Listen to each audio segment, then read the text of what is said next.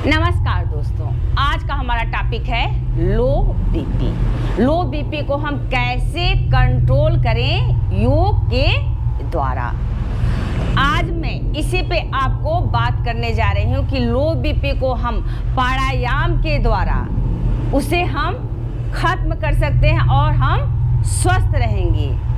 और आपको मैं बता रही हूँ कि अक्सर आप देखने को मिलता है कि लो बीपी हुई लोग नमक घोलकर उसे तुरंत दे देते हैं ताकि वो तुरंत उनको रिलीफ मिल जाए। लेकिन आप प्राणायाम करेंगे तो आपको जड़ से इन सब प्रॉब्लम का सामना नहीं करना पड़ेगा और पूरी बॉडी आपकी स्वस्थ होगी। मैं इसी पे आपको ये वीडियो भेज रही हूँ। यदि मेरा पूरा वीडियो आपको पसंद आए तो उसे लाइक जरूर करिएगा। चैनल पर आप नए हैं तो सब्सक्राइब करिए और ज़्यादा से ज़्यादा लोगों में इसे आप शेयर करें।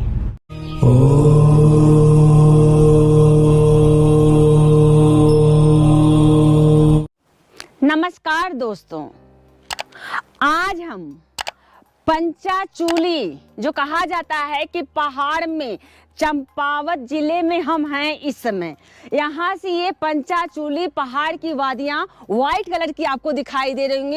ये देखिए सारी वादियाँ वाइट कलर में जैसे बर्फ पड़ता है। हम जाड़े में इस समय खड़े हैं सिर्फ आप लोगों के लिए जिसकी लो बीपी होती है। तो उसे हम कौन सा प्राणायाम करें कि उनकी बीपी कंट्रोल में रहे, बहुत ज़्यादा लो ना हो। और ठंडक के मौसम में लो बीपी वालों के लिए बहुत ज़्यादा समस्या हो जाती है कि कौन से वो प्राणायाम करेंगे कि उन्हें लाभ मिले और उनकी बॉडी गर्म रहे।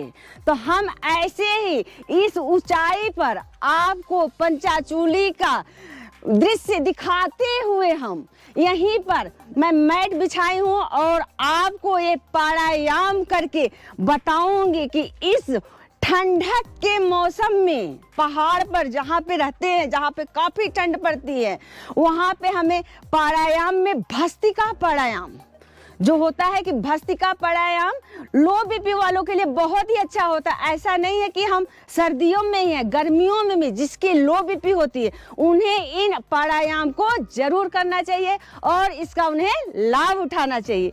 चलिए अब हम अपने योगा मैट पे मैं बैठती हूँ।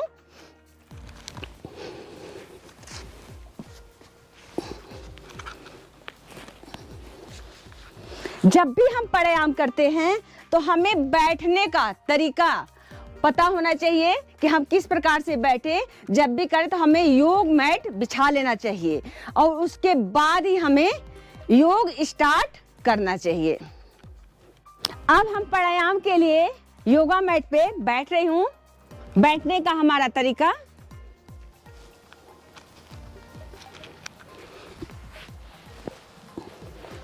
जब भी हम बैठे तो हमें कोई भी पद्मासन लगानी चाहिए, या अर्ध पद्मासन या सुखासन जिसमें आप सुटेबल हो, या पूर्ण पद्मासन जिसमें आपको लगे कि मैं अच्छे तरीके से इस प्राणायाम को हम कर सकते हैं। तो जब भी हम प्राणायाम स्टार्ट करें तो सबसे पहले हमें अनुलोम और विलोम को करने के बाद ही कोई प्राणायाम हमें करना चाहिए। चलिए हम आपका ज्यादा समय न लेते हुए अब हम स्टार्ट करते हैं अनुलोम और विलोम प्राणायाम। उसके बाद में आपको भस्त्रिका प्राणायाम कैसे करते हैं जाड़े के मौसम में या जिसकी लो बीपी हो, विंटर और समर के लिए दोनों के लिए ही भस्त्रिका प्राणायाम बहुत ही अच्छा होता है। चलिए अब हम स्टार्ट करते हैं। जब भी हम भस्त्रिका करेंगे तो उसके पहले हमें अनुलोम और विलोम को करना चाहिए। अनुलोम विलोम को प्रक्रिया किस प्रकार से करनी चाहिए, जरूरी नहीं है कि हम ऐसे बैठे हम अनुलोम और विलोम कर रहे हैं। कितने लोग तेज सांसों में आवाज लेते हैं, ऐसे खींचते हैं, इस प्रकार से करते हैं, लेकिन हमें बिल्कुल स्लो करना चाहिए। हमारी जो सांसों की लय है उस पे हमें नियंत्रण रखना चाहिए। हमारी सांस किसी को साइड में भी हो तो सुनाई न दे, इस प्रकार आपको करना चाहिए अनुलोम और विलोम। ये हो अनुलोम और विलोम करने के लिए हमें अभी हम अर्ध पद्मासन में बैठे हुए हैं। ये हमारा अर्ध पद्मासन है। इसे नॉर्मल सभी लोग बैठ सकते हैं। पूर्ण पद्मासन में इस प्रकार हमें बैठना चाहिए, लेकिन जो नहीं बैठ पाते हैं तो वो अर्ध पद्मासन लगाएं और बैठें। तो हमें विष्णु मुद्रा किस प्रकार से करनी है, जो थंब के बगल में हमारी जो 2 फिंगर है उसे हम दबाएंगे तो ये हमारा होता है विष्णु मुद्रा। इस थंब को हम नोज के पास ले जाएंगे ऐसे, तो हमें ज्यादा प्रेशर नहीं देना पड़ता, एक सिंबॉलिक हमें नोज पे टच करना है। अपोजिट नोज से हम सांस को लेंगे और जहां पे आपका थंब है उसे हम एक्सहेल करेंगे। यहां से हमने इनहेल किया और यहां से हमने एक्सहेल। चलिए स्टार्ट। और आपका शोल्डर इस प्रकार से होना चाहिए और बॉडी ऐसे होनी चाहिए, ना ही झुककर, ना ही ऐसे, ना ही पीछे। हमें स्ट्रेट ऐसे हमें पोज देना चाहिए। पूर्ण पद्मासन ये ज्ञान मुद्रा होता है। तो अब हम कर रहे हैं अनुलोम और विलोम प्राणायाम। इनहेल और फिर एक्सहेल।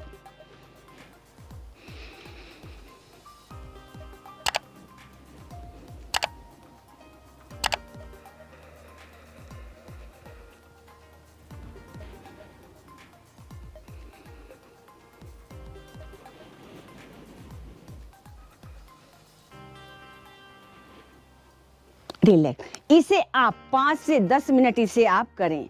जब भी आप प्राणायाम करें तो जो आपका ज्ञान केंद्र है वहां पर शंकर का वास होता है, वहां पर हमें डार्क ब्लू कलर स्मरण करते हुए करना चाहिए। अब हम करते हैं भस्त्रिका प्राणायाम, जो हमारे ऋषि मुनियों की ने हमें दिया है भस्त्रिका प्राणायाम। तो हमें कैसे करना चाहिए, किस प्रकार से करना चाहिए। 2 प्रकार की मैं भस्त्रिका प्राणायाम आपको बताऊंगी। ये ऋषि मुनियों वाली भस्त्रिका जो हमें टम्मी को अपने अंदर, जो हमारी नाभि है, जो हमारी मणिपुर चक्र हम बोलते हैं, जो अपने माँ से जुड़े होते हैं, उनके गर्भ में हम पलते हैं, तो ये इसको हम बोलते हैं मणिपुर चक्र। इसे येलो कलर हम महसूस करते हैं, येलो कलर चक्रों में ये येलो कलर का होता है और मंत्रों में इसे रम बोला जाता है जब भी हम इसे ध्यान करते हैं। तो हमें भस्त्रिका कैसे करनी है, तो जैसे होता है कि हम सांस को लेंगे छोड़ेंगे। तो भस्त्रिका प्राणायाम में क्या करना चाहिए आपको, जो हमारी नाभि है उस पे हमें प्रेशर देना चाहिए। इस प्रकार हमने प्रेशर दिया, फिर नोज से एक्सहेल किया। तो हमें स्लोली स्लोली करना चाहिए। उसके बाद हमें बहुत ही फास्ट करना चाहिए। जब हम फास्ट करते हैं तो हमारा पाचन तंत्र गर्म होता है। जब हमारा पाचन तंत्र गर्म होगा तभी हमारा डाइजेशन अच्छा होगा। तो जैसे ट्रेन चलती है ना, तो स्लो स्लो चलती है फिर फास्ट चलती है, उसी प्रकार हमें इस भस्त्रिका प्राणायाम को करना है। चलिए हम अपने नाभि को ऐसे दबाएंगे इस प्रकार से,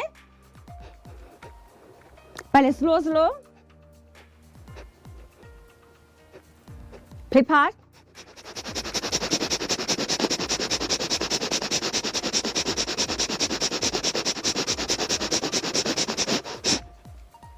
ये हमारा भस्त्रिका प्राणायाम। आप जितना फास्ट करेंगे उतना इस पे प्रेशर पड़ेगा। यही नहीं, आपके हार्ट के लिए बहुत ही अच्छा है। कोरोना में इसे जरूर करना चाहिए, इन भस्त्रिका प्राणायाम को। अभी फिर हो रहा है कि कोरोना फिर आने वाला है, इसलिए आप लोग पहले से ही इन प्राणायामों को आप स्टार्ट करें ताकि आप स्वस्थ रहें, आपके अंदर लड़ने की क्षमता रहे। तो चलिए 1 बार और मैं बताती हूँ भस्त्रिका प्राणायाम। पहले स्लो स्लो,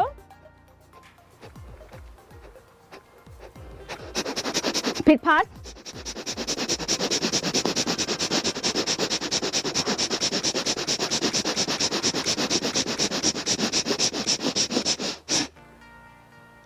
रिलैक्स। जब हम ऐसे आते हैं तो ये बुद्धासन होता है। बुद्धासन में लोग अक्सर यहाँ पे रख लेंगे या यहाँ पे रख लेंगे, लेकिन बुद्धासन हमें नाभि के पास रखनी चाहिए, यहाँ पर। ये हमारा बुद्धासन होता है। और जब हम इसे थंब को इस प्रकार, हमारा जो थंब है इससे जब हम जोड़ देते हैं तो ये ध्यान मुद्रा हो जाता है। आप दोनों कर सकते हैं, सम टाइम के लिए बुद्धासन लगाइए, फिर उसके बाद थंब को आप जोड़ दीजिए, तो आपका ध्यान मुद्रा हो जाता है। ये हो गया हमारा भस्त्रिका प्राणायाम।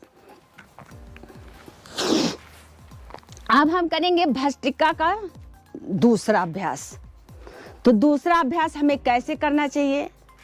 तो जो हमारे ब्रह्मांड की ऊर्जा होती है आकाश से, तो हमें ब्रह्मांड की ऊर्जा को लेना है पूरे, और हमें एक्यूप्रेशर, जैसे होता है कि हम एक्यूप्रेशर जब देते हैं सिर्फ हम पाम के अंदर देते हैं और लेग के पंजों पे ही हमारा एक्यूप्रेशर होता है, आपके किसी बॉडी पे एक्यूप्रेशर नहीं दिया जाता है।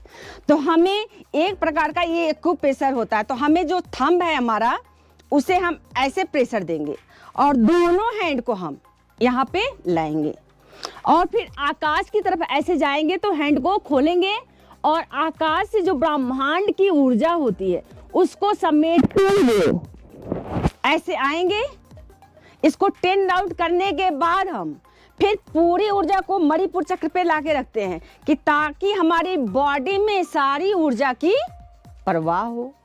तो चलिए हम स्टार्ट करते हैं भस्त्रिका प्राणायाम। तो हम जाएंगे, इनहेल करते हुए जाएंगे, फिर एक्सहेल करते हुए ऐसे वापस। इससे जितना आप बिगनर हैं तो स्लो करिए, काफी समय बीत जाए आपको, महीने 2 महीने 10-15 दिन आप प्रैक्टिस कर ले, उसके बाद आप इसे फास्ट करें। चलिए स्टार्ट।